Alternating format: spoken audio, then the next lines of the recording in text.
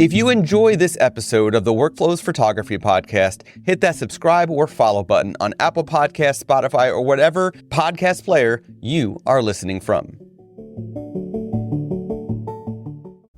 I don't know what else to say other than I was able to have like Christmas with my family and freedom and literally sleep. Welcome to Workflows, presented by imagen-ai. Workflows is a podcast about saving you time and money in your photography business. Hear from people just like you. Put down that camera for a little, connect the headphones, and get to work with Workflows. Welcome to episode 4 of the Workflows podcast. My name is Scott Wyden-Kivowitz, and today, we are talking with Imagener, Neva Sullivan. Neva is an award-winning and nationally published wedding and couple photographer based out of Washington, D.C. Over the years, Neva has been known for making couples feel loved, celebrated, and natural in front of her camera. Neva believes creating beautiful photos of you and your love should never feel awkward or intimidating, and you deserve a joyful and fun photography experience from start to finish. And as you'll learn from Neva in this episode, she did something really interesting to improve on her workflow. I can't wait for you to learn all about it. So with that, let's tune into my conversation with Neva Sullivan. Hello, Neva. Hi. How you doing? I'm doing great today. How are you? I'm doing well. It's getting cold here. Very, very cold here. So bunkered down with my sweatshirt, trying to stay nice and cozy. Yeah, I live in DC, and we had an unseasonably warm Christmas day, which was nice, but now it's cold again. So yeah, that's for sure. Are you going to be at Imaging-USA? I'm not. That's in National Harbor, right? Yeah. I might have to. I will be there walking around, hanging out. If you do show up at Imaging-USA, please look for me. I will be around. And yeah, it'd be nice to meet in person. So my first question to you is, what is one thing that you do for the photographic process that saves you time? Yeah, that's a really, really great question, not to kind of start talking about imaging right off the bat. But yeah, so I've had my business for 4 years now, and I'm honestly always looking for ways to create more efficiencies in the process, and obviously things like, now having a mirrorless camera, having, workflows, not to shout out the name of the podcast, but having things in process like that always are great. But honestly, this holiday season, and I'm sure all of your listeners and anyone in your network knows this as a photographer, but this year has been crazy. So trying to find any place where efficiencies can be tighter has been great. And honestly, finding an AI editing software has been a game changer for me. I did not have an in-person editor. I've always been a control freak about my own images. So I had been historically hesitant to outsource that part of my business to anyone, because before you get into editing though, what about just the photographic wise? So like you mentioned, switching to mirrorless, right? So that's a big change, right? I made that change. A lot of photographers have made that change. So that's a pretty biggie. Have there been any other, related to actually picking up the camera, using the lights, anything that in that sort of workflow that has been a game changer for you in the photographic process? It's going to be an unintuitive answer. For me, I've historically been an overshooter. So I would always leave weddings with 6,000, sometimes 7,000 images, which is a problem if your job then is to go through and call all of them and kind of get the ones you like and not have duplicates and things in there. But for me, I don't know if you know this about me, but I'm a film shooter. So about 3 years ago, I adopted film into my process, and that really, really slowed me down, which is a little bit unintuitive. So having a limited number of shots per roll, instead of having an infinite number of times I could click my camera and then coming home with multi-thousands of images to go through, that has been honestly a huge kind of time saver for me, because it taught me how to really, the computers on your camera are great, but they can often lead to inefficiencies as well, because you can just rely on being able to click your camera and see the image immediately and then just get as many different shots as possible and then just find the ones you want afterwards, which creates a lot more work for you. So for me, I adopted film into my process a few years ago, and it taught me to think about composition differently, to think about lighting differently, to think about how can I slow down and be more effective with less shots. So now, I'm coming home with 2,000 digital images, and also, my film to send off to my development company that I like to use. But that was honestly in camera in terms of things that have been really helped both my art and my efficiency. Adopting film into my process has been fantastic, which I don't know if is an answer you were thinking would. I didn't. Yeah, it's interesting because you really did. You went like to something that typically would actually make your process harder, more time consuming, and in fact it actually made your process easier because you were an overshooter. I used to have that issue as well, and the way I solved it was by using smaller memory cards and only bringing with me a certain amount 64 of small memory instead cards. Of 128. That's a really great idea. I used to shoot on, I had a 256 gigabyte memory card that it was a safety zone for me, and now I've weaned myself down to 64, which is great because now with mirrorless, with the Canon the R6, I can now get away with shooting on smaller cards because my files are smaller. But yeah, that's a great tip. Yeah, that's cool. It's not too often that you hear. I mean, film has made a comeback in some ways, and not nearly as it obviously as it used to be. But these days it's still very rare that you hear people purposely switching to film. For the business. A lot of times it's like, I'm doing it for fun, Yeah. It's not typically. It started for fun. It started for personal photography, but it helped me in my editing too. Again, I'm sure, anyone who's listening to a photography podcast knows there's millions of ways you can edit your photos, and you can really get paralyzed by the over-analysis of it. I know I used to do that. Editing for me was historically a laborious process because I would always second guess everything I was doing. When I was able to anchor my images and my editing style to my film images, that just gave me a clarity of process. It gave me a clarity of art as well. It really honed me in, and I was able to see, yes, this is what I want my art to be. This is what I want my art to, this is how I want to edit my photos. And it gave me a lot of clarity. So yeah, sometimes the answer is just finding something that is antiquated or feels antiquated, but really does force you to be more intentional in how you shoot, and also in turn how you edit. That's really what happened for me. Yeah, it's cool. It's a really cool thing that you've done, and you made it work for yourself, which is even more important. So the next thing is related to this. Is what is one thing you've done for your business that has saved you time or money? Hiring an accountant. Nice. Honestly, it's a good one. It's a good one. Yeah, I am. A lot of us in the photography space come to it from an artistic background and a creative background, and really wanting to invest in being an artist again, and that's primarily why I started my business. I come from an events background, so I had been in private business for a long time, and this was my creative side hustle that just turned into a snowball thing. That's great, and I love it, but I am not a businesswoman. So for me, kind of navigating the waters of how do I have a legal business? How do I pay my taxes? How do I do all of these things? What is sales tax and how does it apply to me? All of that stuff that I'm not an expert on. The business related things were where I first made investments in terms of outsourcing. So I wouldn't have to take all of my time to, answer the question, am I compliant in the state that I'm operating in? Right. So hiring an accountant, making sure that it's someone who obviously was knowledgeable about a creative business, not just any old, accountant, really was helpful for me, and adopting obviously like a legitimate bookkeeping software that's not just a Google spreadsheet. So I use QuickBooks too. So for my business, hiring someone or outsourcing my compliance and my tax stuff to someone who really is knowledgeable and knows what they're doing and is able to answer my questions was not only a time saver, but also I can sleep better.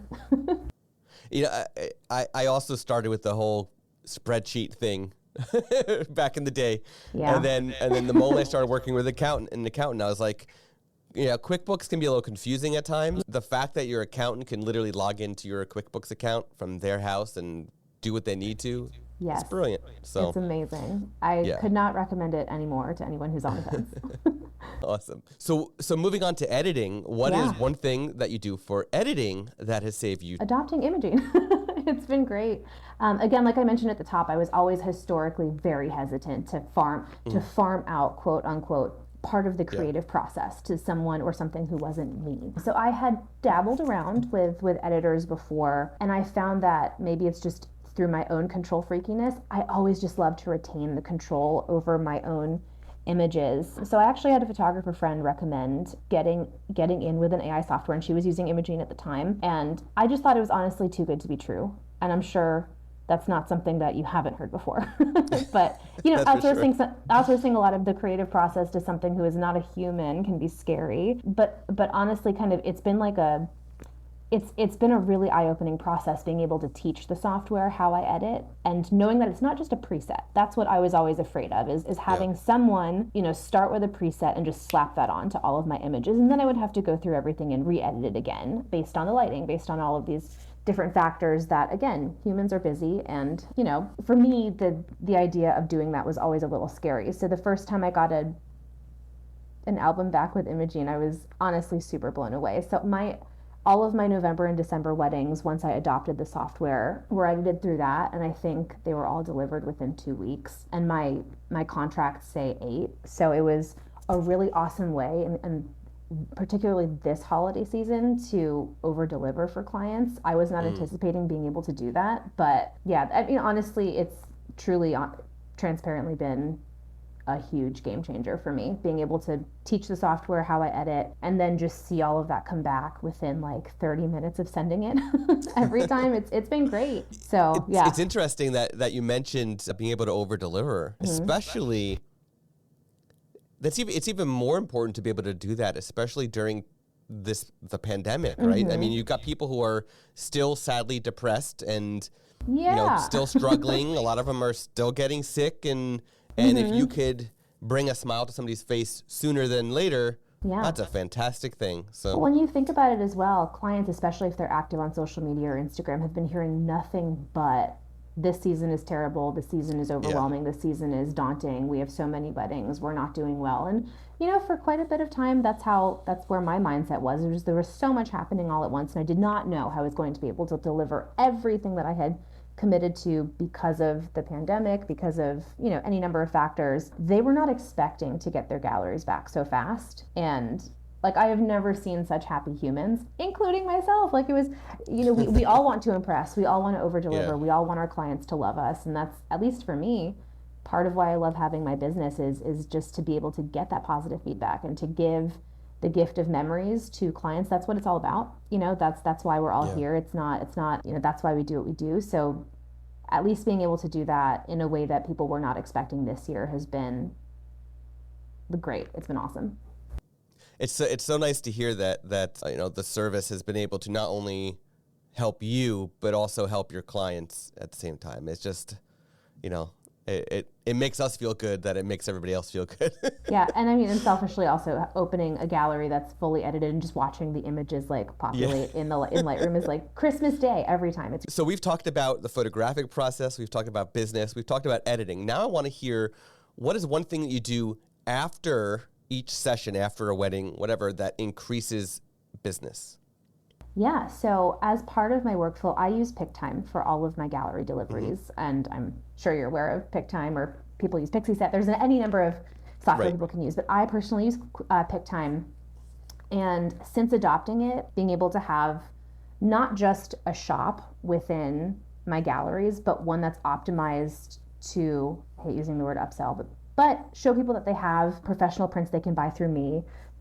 During the gallery delivery process, I populate in a discount code for every single gallery. I make sure they know that their parents can use it. I make sure they know that any guest they send the gallery to can use it. And I also give it a time limit. I put a 2-week code for each of my sessions when they get delivered.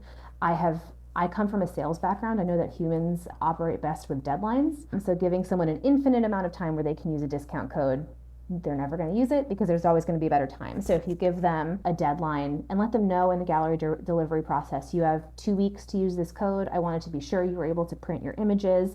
They don't need to be on a hard drive forever, and just really taking the time to make sure that they are aware of that, and also give them a reason to, an emotional reason to. So I always do that. It's really helped my print sales so that you're not just relying on, your package prices, you're giving yourself an additional revenue stream. Also, I allow all of my clients to host their own galleries after a year so that when the gallery is being set to be taken down or being taken off high resolution image hosting, they get an email that says, hey, do you want to host this gallery yourself infinitely forever for this price per year? It's just a nice additional way to create revenue for yourself, which is awesome. Yeah. Yeah. So for everybody who's listening, you heard her mention that she offers a discount with a 2-week deadline. If you are looking to learn to more of the psychological aspect of that, just look up FOMO, F-O-M-O, or fear of missing out. That is basically the whole concept behind that. And you see it as a consumer, you see it on a daily basis, even if you don't realize you're seeing it. So if you can use things that are impacting you to help your photography business.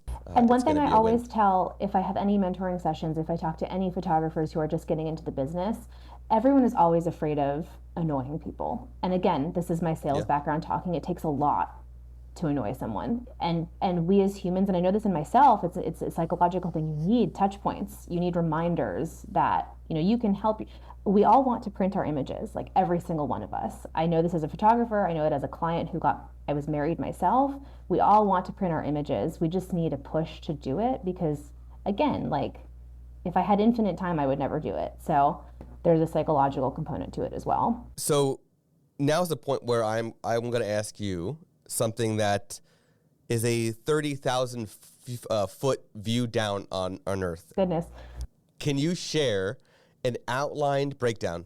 You don't have to go into too many details. An outline breakdown of your workflow from lead to delivery. Yeah, it's going to take me a second to think through all of it because when you think about it, there are so many steps in the process. Starting obviously with sales, which is everyone's favorite thing. But yeah, so I'm happy to do that. So once I encourage any potential client to send an inquiry through my website. I do a lot of work to make sure that my website gets seen by potential clients, obviously with SEO and blogging and all of that stuff. But I encourage people not to DM me through social media. I want a central location where all of my inquiries live. So I use HoneyBook for my CRM software. I'm sure that's not going to be a foreign concept or a new thing for anyone listening. But yeah, once I get an inquiry through my website, it automatically goes into HoneyBook. I know if I have a wedding or session on the date that's being inquired about. So right off the bat, I'm able to send an initial email to the potential client. I have, obviously automations within that system. So if I don't hear back within 2 days, I'll follow up. And then if I don't hear back 5 days after that, I'll follow up again. But once we set up a Zoom session, so I like to meet virtually face-to-face with all of my potential clients. My backbone of my business is experience and a personality match between myself and my clients. So I want to set that up and make sure that we are creating a relationship right off the bat. So I'm a big component of meeting face-to-face, getting a sense of who they are. They're not just vetting me, I'm also vetting them. I have a certain amount of dates per year that I allow myself to do this, and I want to work with good people. So there's quite a bit of that initial meeting where we're just getting a sense of personality fit, seeing if we want to move forward. Once clients move forward, I don't know if this might be super granular, but yeah, have a contract, 40% retainer, all of that fun stuff. Once a client books, I have a bunch of planning materials I like to send to them, again, creating that experience right off the bat. I have a whole wedding planning guide that I've digitized, basically answering any questions that I'm going to get in the next 10 to 12 months, creating a document with every single frequently asked question I've ever received. And it's a resource for them, but it is also a resource for me because I don't have to also then field all of those questions randomly over the next, year and a half. So I include a lot of my best practices. I included engagement session planning guide, tips on how to dress, tips on time of day to do your session, times of the year. And again, building wedding timelines with photography in mind. I found that a lot of times when you have a day of coordinator, an event coordinator, sometimes a venue coordinator, they are not thinking about photography. So I encourage all of my clients before we get to their wedding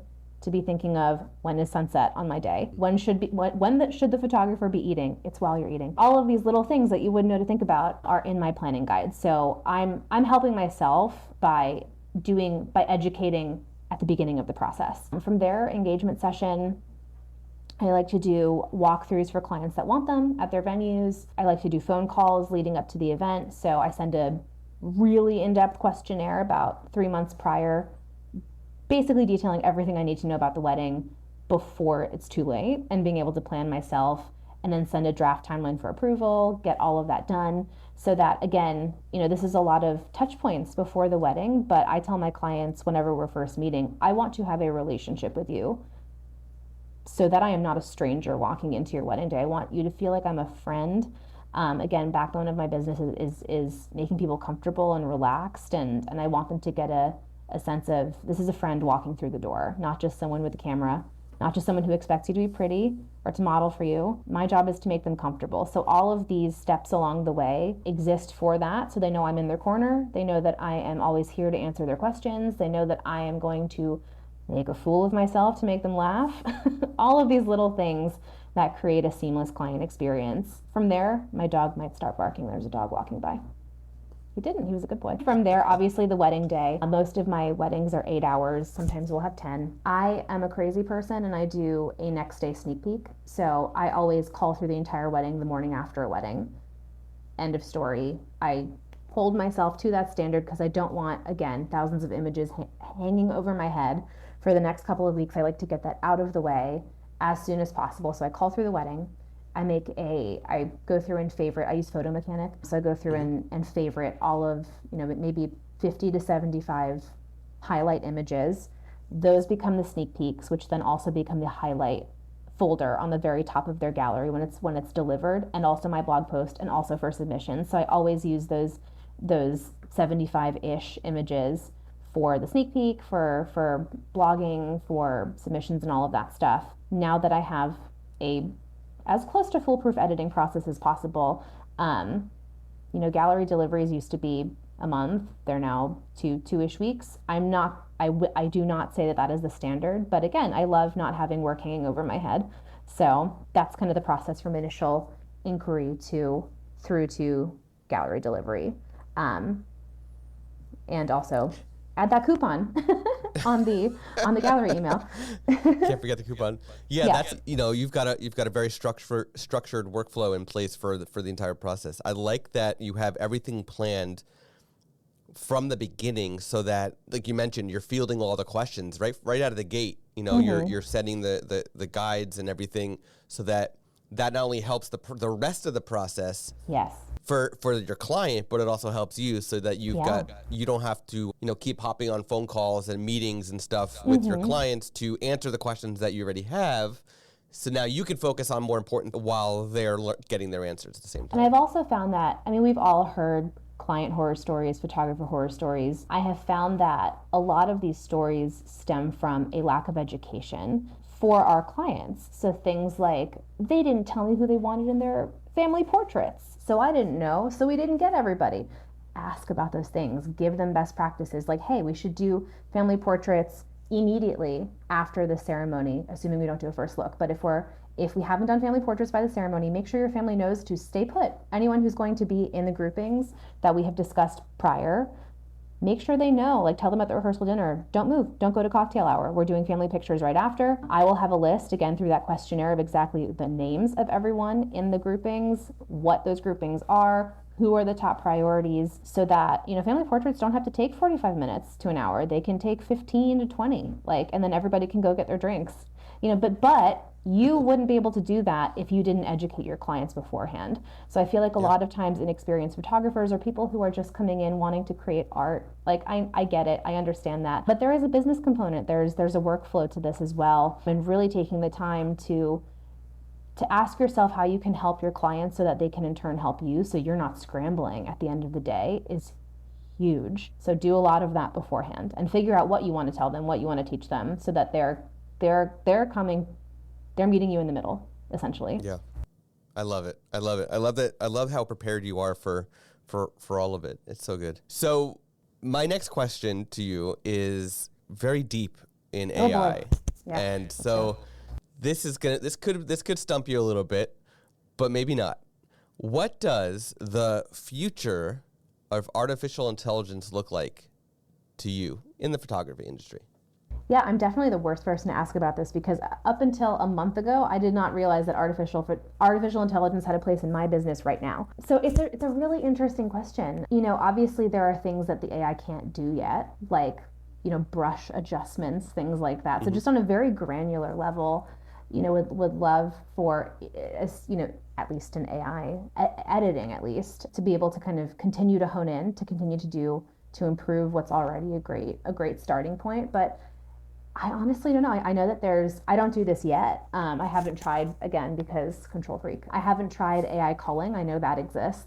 You know, I can only imagine that things will continue to get more advanced in ways that I have no idea are going to happen, in ways that I have not anticipated. But I remain, and I think that all photographers, anyone in the industry needs to remain open to the idea that there can be efficiencies created. There can be non-scary ways to trust different parts of your business to, you know, a machine, as long as you vetted it, you know, given the opportunity to try it out, you know, what could be the harm. And I think that was, you know, for me, there was a lot of initial hesitation to even have this part of my process influenced, at least by AI, and it's been a really positive experience. So for me, while I do not know where AI is going to go, I remain really open-minded to how it can help and change and continue to innovate my business. So I will approach anything without hesitancy next time.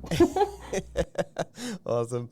So you know, earlier you mentioned that you know, try to educate your clients even to the point where they should know when sunset is, right? The day of their wedding. Oh yeah. So imagine that in AI, not only is your guide digital, but maybe it can be modified per client automatically by learning about your client, where they are, telling them sunset for your wedding is this day. Like your CRM tools could really automate this process, really, if they really wanted to get into the AI space and learn about their clients based, you know, take the client name, take your default guide that you normally share, and have all these spaces that the AI will automatically fill in for you and for them based on, you know, their phone number, their address, learning, okay, here's where they are. Yeah. Now we know everything else that we need to know to fill in the rest of the data into your guide.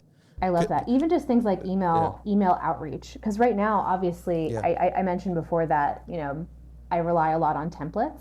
You know, HoneyBook has a great ability to be able to use like templated email outreach for your clients. But even just things like when an inquiry comes in, let's say this is the venue, this is, you know, all of that, you know, maybe even to be able to respond on my behalf or something like that, like as a virtual assistant, something like that. Yeah. So that, again, just creating opportunities for less time to go by where you're not booking something. But yeah, no, that would be awesome. There's so much potential that it's unbelievable. Like even just in all aspects of.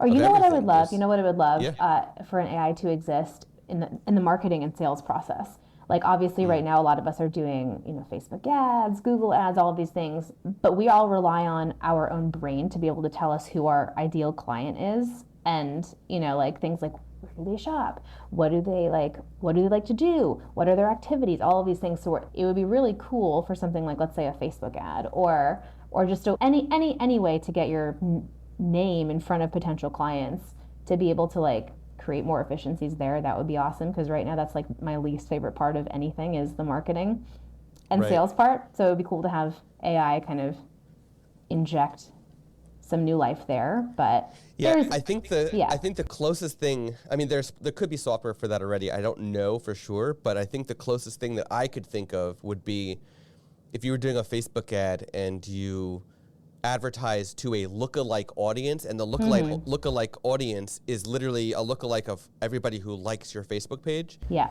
Because at that point, Facebook, their AI knows all that data. So the lookalike audience is literally exactly what you want. You just have to tailor it towards, you know, only a lookalike of only people like my page and only in this area, basically. Yeah. We want to filter out my mom as well. She likes my Facebook Neva's page. Mom. Yeah. Awesome. So love her, but she's not my ideal client. Yeah. So my last question to you, and again, you're still new to the imagen-ai customer base. You've only been using it for a little bit amount of time, but how And you've touched on this a little bit during this conversation, but how has imagen-ai impacted your life? Oh man, I did not think I was going to have a holiday season.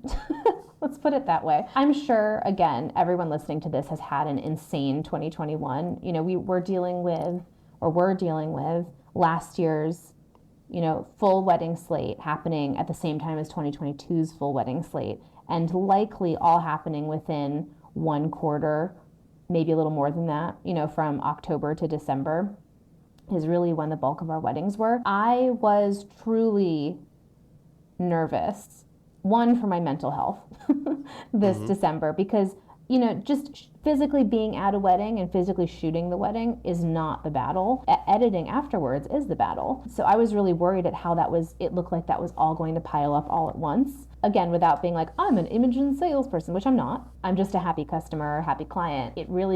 I was able to deliver every single one of my November and December weddings by December 10th.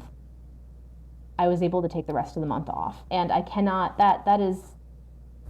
I don't know what else to say other than I was able to have Christmas with my family and freedom and literally sleep. And to have that when you thought you were not going to have that. It's one thing to be like, I have customized my workflow. I know when I'm going to deliver every single one of these galleries. But this year was really intense and really intimidating.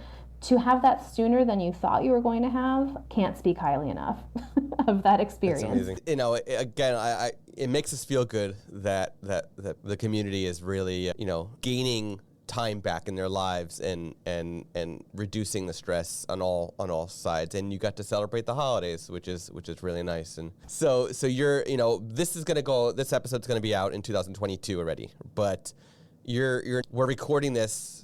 Really, we're recording this on December 28th, 2021. We're so close to the new year, and now you're going into 2022 knowing you get to celebrate the ball dropping. Yes. which is a nice thing. Yeah. Well, also, I would have been intimidated by this 3 weeks ago, but my very first wedding weekend of 2022 is a doubleheader, which we don't love doubleheaders, but we can do them. Now I know that I at least have something in place. I have a workflow in place where the editing part of it is not the scary part. So that's great. That's so good.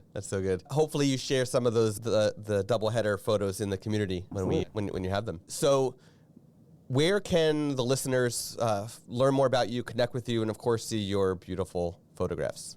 Yeah, so I am at Neva Sullivan Photography just about everywhere. My website is nevasullivan.com. Very easy. At Neva Sullivan Photography on Facebook, at Neva Sullivan Photography on Instagram. You can find me in all of those places. Awesome. We'll be sure to link to your website in the show notes so everybody can definitely check you out and see your work. Thank you, Neva, for joining me today on the podcast. We were very happy to have you, and I look forward to seeing more of what you do with our software and just in general in the community. Thank you so much for having me. It was great. Thank you, Neva, for that incredible conversation, for sharing your insights into your workflows. We covered a lot of topics here. We covered a lot of range in your photography business, and it's very exciting of everything you're doing, and I can't wait to see more of it. So if you like this episode and you want to see the show notes, you want to learn more about Neva, go to imagen-ai.com/podcast, and don't forget to join myself and Neva in the imagen-ai community. You can go to imagen-ai.com/community to join. We can't wait to see you there. You've been listening to Workflows presented by imagen-ai. To see the show notes and everything referenced in this episode, please go to imagen-ai.com/podcast.